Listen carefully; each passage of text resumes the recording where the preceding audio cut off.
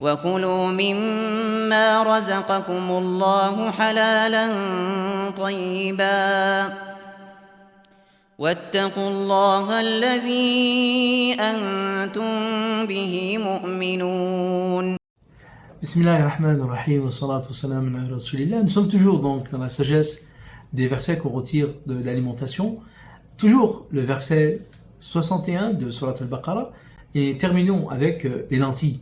Un céréal qui est très important, il y a une plante, c'est paru de la famille des légumes, donc des légumes. On utilise cette graine comme, bien sûr, une graine qui est vraiment exceptionnelle, donc qui est très riche, donc au niveau nutritif, et donc plein de vitamines qui sont assez importantes pour notre système, donc au niveau de notre physiologie. Alors on l'utilise, il y a plusieurs lentilles. Dans un premier temps, il y a les lentilles rouges, jaunes, ça dépend des pays, brunes. On donne quelques bienfaits de certaines lentilles. Par exemple, les lentilles jaunes. Les lentilles jaunes se caractérisent par la couleur jaune et ne provoquent pas la formation de nombreux gaz dans l'abdomen. Les lentilles rouges cuites rapidement en teneur réduite en fibres par rapport aux autres variétés de lentilles. Et les lentilles brunes, il s'agit donc le plus qu'on utilise, c'est plutôt dans les région où qu'on utilise le plus, c'est les lentilles brunes pour une contenance assez importante de vitamine B6. La lentille, on l'utilise beaucoup pour des personnes qui ont de l'anémie, par exemple. Les personnes qui ont de l'anémie vont utiliser la lentille brune. Pourquoi? Parce qu'elle a une contenance assez importante de vitamines, vitamine qui est la vitamine B6, la vitamine B9, l'acide folique, tout ce qu'on retrouve dans les lentilles.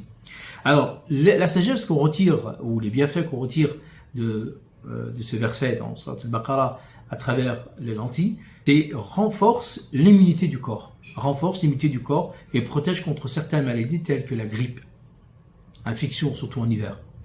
Aussi, garder les os en bonne santé, renforcement et protège la fragilité, donc et renforce et protège aussi les caries dentaires, protège contre les infections aussi, et réduit également les infections des gencives.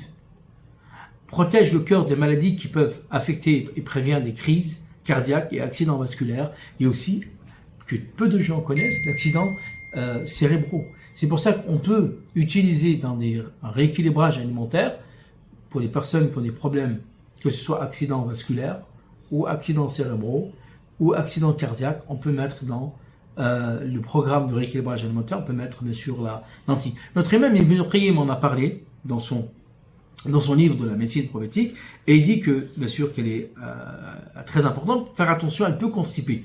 Il dit Ibn Qayyim. Par contre, elle est très bien, elle relâche aussi. Donc ça dépend de la cuisson. Alors, dans les paroles d'Ibn Qayyim, il va nous dire que à la fois elle constipe et à la fois elle relâche. Et en connaissance, ça dépend comment la cuisson. Si elle est solide, c'est vrai qu'elle va constiper. Si on la fait comme une soupe, elle va relâcher le ventre. Donc on utilise bien sûr les lentilles, surtout pour alléger, comme dit Ibn Qayyim, pour alléger donc l'estomac et surtout pour la digestion.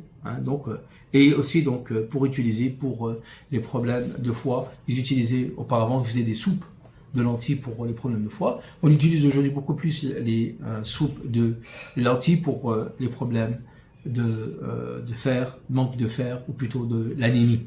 Elle est surtout connue, la lentille, pour l'anémie. Wa alhamdulillahi rabbil alamin.